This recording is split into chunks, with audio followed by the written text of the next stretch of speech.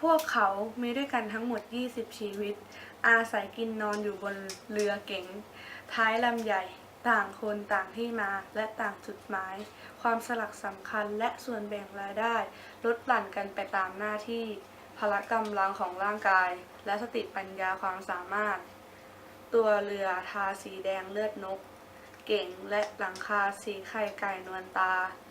ชื่อและทะเบียนเรือเขียนด้วยตัวเลขและอักษรสีขาว เด็กหนุ่มวัย 19 ปี เข้ากะถือท้าย เมื่อเรือแล่นเข้าใกล้จนเหลือระยะห่างราวครึ่งไมล์เรือลำที่เห็นใหญ่โตขึ้นทุกทีเรือลำหนึ่งลอยลำอยู่เบื้องหน้าทุกส่วนของมันดำทะมึนรูปร่างไม่เหมือนเรือสินค้าที่เขาเคยเห็น และไม่เหมือนเรือประมงทั่วไป ไต่ครับผมเห็นเรือ เรืออะไรของมึงวะไอ้ต้อม เรือเหล็กลำเริ่มเลย เรือไม่มีคนเลย คนไปอยู่ไหนกันหมด มันถูกปล้นหรือเปล่าก็ไม่รู้ เครื่องใช้ไฟฟ้าตู้เย็นทั้งนั้นเลยของญี่ปุ่นล้วน ตู้เย็นเพียบเลยไต่ เฮ้ยหน้าท้องเรืออาจจะมีมากกว่านั้นก็ได้นะ ๆมูลค่าเป็นล้านเลยทีเดียว และแล้วอภิชาติก็ได้นำหุ่นผู้หญิงกลับขึ้นเรือสินชัยหนึ่งและแล้วพวกเขาก็ช่วยกันขนสมบัติมาไว้ในเรือ และไต่กงได้แบ่งหีบทอง ไว้ในห้องส่วนหนึ่ง ไม่มีของเถื่อนในร้านที่เสียภาษีและจดทะเบียนการค้าถูกต้องตามกฎหมาย คุณจะได้รับ 5% จากราคาขายทั้งหมด มันเป็นเงินไม่น้อยเลยนะไต่ ขอแค่คุณช่วยเรา พวกมึง เอาอวนทิ้งน้ำไปให้หมดเลย เราจะได้ทุกอย่างของทั้งหมดมีมูลค่าเป็นร้อยล้าน แค่ทองคำก็เกิน100 ล้านแล้ว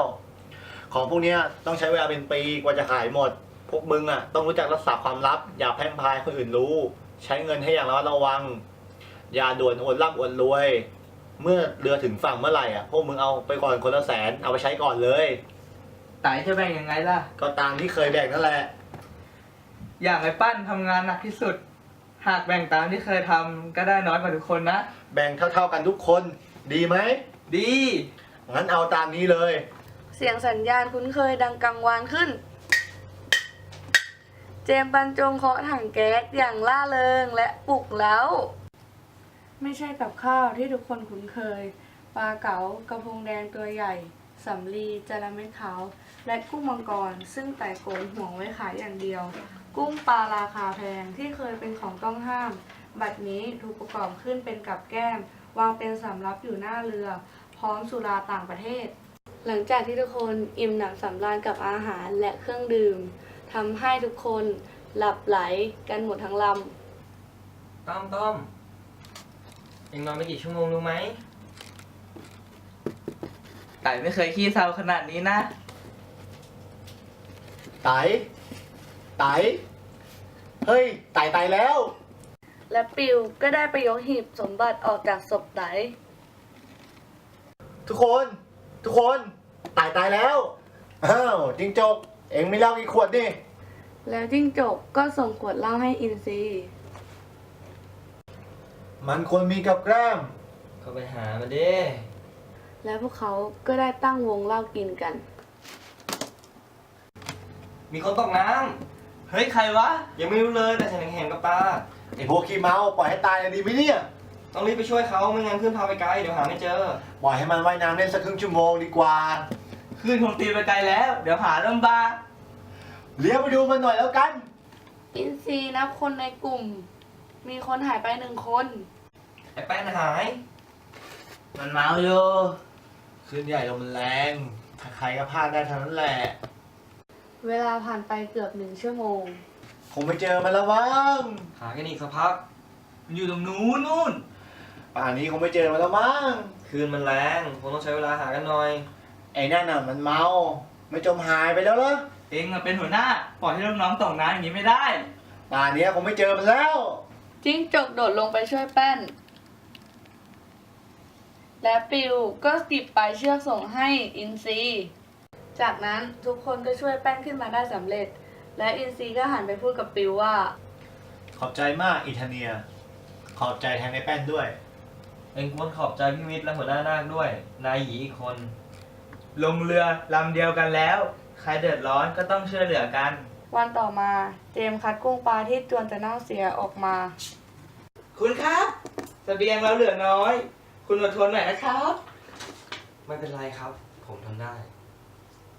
พี่หยีฝั่งอยู่ทางนู้น เรามาถูกทางแล้ว ไฟเรือหรือไฟฟัง น่าจะเป็นไฟเรือ เองไปนอนซะ เรามาผิดทาง พวกมึงรู้ไหม นี่เรามาเกือบท่องแคบมาลากาแล้ว จะชนฝั่งสิงคโปร์และมาเลเซียอยู่แล้ว พี่มิตรแน่ใจหรือ แน่ใจสิว่า ถ้าเป็นอย่างที่พี่มิตรบอก เราก็หลงมาไกลแล้ว จากตรงนี้ไกลถึงปากน้ำ3-4 คืน ก็เขตไทยละ คงเกือบ20 ชั่วโมงละ พี่มิตรแน่ใจเหรอ ข้าเอาหัวเป็นประกันเลย ข้าจะพาเรือไปถึงฝั่งให้ได้ ไม่ต้องห่วง พี่มิตรทำไมไม่บอกแต่แรกล่ะ ใครเคยถามข้าบ้างล่ะ มีแต่คนออกคำสั่งให้ข้าทำตาม พี่หยีปลาเน่าเกินหมดแล้ว ข้าวสารเหลืออยู่นิดเดียวเอง ผมกินอีกไม่ให้เกิน2 มื้อไม่ได้ ประหยัดหน่อยก็แล้วกัน น้ำมันใกล้จะหมดแล้วและได้ไม่เกิน10 ชั่วโมง ให้เข้าเขตไทยก่อนเถอะ พอจะขอแบ่งจากเรือลำอื่นได้ หลังจากคืนร้ายที่รอดชีวิตมา ฟื้นจากไข้พิษ แป้นกระเถิบเข้าชวนจิ้งจกคุย แป้นล้วงซองบุหรี่ให้จิ้งจก จิ้งจกรับซองบุหรี่มา แล้วยื่นขวดเหล้าส่งให้แป้น เจมส์เคาะถังแก๊สให้ทุกคนมากินข้าว ข้าวสารหมดเกลี้ยงแล้ว ปลาเน่าๆก็เหลือไม่กี่ตัว แต่อย่างดีที่มีกิน มิดออกกะถือท้ายมาอาบน้ำถูสบู่และสระผมอย่างดี โกนหนวดเขาตัดผม เองต้องรู้อดเสียบ้าง ข้ากินข้าวไม่อิ่มเลย ถ้าเองไม่รีบนอนจะหิวกว่านี้ มันแสบท้องนะพี่ชาย เองนอนให้หลับแล้วค่อยตื่นขึ้นมากิน เรือถึงฝั่งเองกินอะไรก็ได้ ข้าจะพาเองไปเหมาภัตตาคารเองได้เลย เครื่องเสียหรือปิ้ว น้ำมันหมด ทำไมไม่บอกแต่แรกล่ะ บอกแล้วมันแก้ไขอะไรไม่ได้ ถ้ารู้น้ำมันเหลือน้อยเราอาจโยนตู้เย็นลงทิ้งน้ำก็ได้ เรือเล่นมาทำไมไม่บอก ถ้าบอกตั้งแต่แรกก็ถึงไปแล้ว ทำไมไม่ถามสักคำ เอาแต่ออกคำสั่ง เป็นความผิดฉันเองพี่มิตร มันเป็นความผิดฉันโทษฉันเถอะ น้ำมันใกล้หมดน่าจะบอกพี่ เราแล่นเรือมา6 คืนแล้วยังไปไม่ถึงไหนเลย เพราะคนรู้ทันจริงทำไมไม่บอก เองเป็นไต่ไม่ใช่เหรอ ใช่ฉันเป็นไตต่อไปนี้ทุกคนต้องฟังคำสั่งฉันเท่านั้น น้ำมันขาดสายแล้วพี่ปิ้ว เรือน้ำมันหมด นาคออกไปทิ้งสมอได้เลย ทิ้งสมองทำไม เดี๋ยวเรือลบมาเลยมาเห็นเข้า ถ้าไม่ทิ้งเรือก็ถูกคลื่นซัดไป เราอยู่ตรงนี้อาจมีเรือไทยผ่านมา นุ้ยช่วยตักน้ำใต้ท้องเรือหน่อย หิวข้าวเว้ย ไปช่วยตักน้ำในท้องเรือ เดี๋ยวข้าจะหาอะไรให้กินเอง จะมีเรือมาช่วยไหมเนี่ย แล้วแต่ดวง ถ้ามันไม่มีล่ะ กินทองคำไปแทนแล้วกัน โง่กันหมด โง่กันซบจริง และแล้วเชือกสมองก็ขาด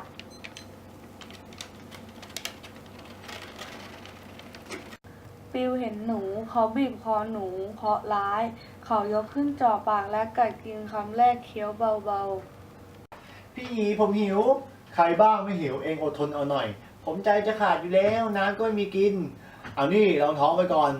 พรุ่งนี้ค่อยหาอะไรเพื่อจะเจออะไรดีๆกินบ้าง ๆ ต้อมมองแผ่นน้ำสีเขียว หันกลับมาพบว่าขนมปังหายไป ปั้นหิวแทบขาดใจ เขานอนไม่หลับมาตลอดทั้งคืน2-3 วันก่อนเขายังอ้อนขอของกินจากนุ้ยรอว่าพี่ชายจะทำอะไรสักอย่าง คืนที่ผ่านมาปั้นจับแมลงสาบกินทั้งๆที่เขาเกลียดและกลัว เขาได้กลิ่นของขนมปังลอยมา จึงทำให้เขาเดินช้าๆมาถึงห้องนายท้าย และเจอแผ่นขนมปัง เขาจึงเอื้อมมือคว้าไว้ ไอ้ปั้นเอาคืนมา เสียงปืนนัดแรกดังขึ้น เจาะเข้าที่หัวของปั้น ต้องถูกรัดคอแน่น หยียืนตะลึง นุ้ยโน้มมาจากด้านหลัง เสียงปืนดังขึ้นอีก2 นัด 4 ศพนอนแน่นิ่ง สิ้นใจ ๆ เอาไปไว้ห้องหัวเรือ เปิดห้องหัวเรือสิ ศพเดียวก็เหม็นแล้ว โยนทิ้งน้ำไปดีกว่า ต้องเอาเข้าฝั่งไปด้วย ไม่อย่างนั้นเราจะมีความผิด แล้วนาคก็ตัดสินใจ หยิบทองไปและก็หนีออกจากเรือ และแล้วเขาก็ไปไม่รอด โฟมรับน้ำหนักไม่ไหวจึงทำให้เขาจมลง เจมส์คิดจะหนีบ้าง ขณะที่เขากำลังหยิบแท่งทองคำอินซีก็เข้ามาด้านหลัง และตีเขาจนสลบ อินซีได้นำของที่เจมส์พันไว้ที่หน้าอกมาพันไว้ที่อกของตัวเอง แล้วลงจากเรือไป เขาว่ายน้ำไปเรื่อยๆ จนเขารู้สึกว่าหนักตัวขึ้น เนื่องจากน้ำหนักของทองคำและน้ำซึมเข้าทุ่น จึงทำให้เขาจมลงในที่สุด และแล้วเรือลำนี้ก็จมลง ทุกคนไม่มีเรี่ยวแรงแม้แต่จะหนี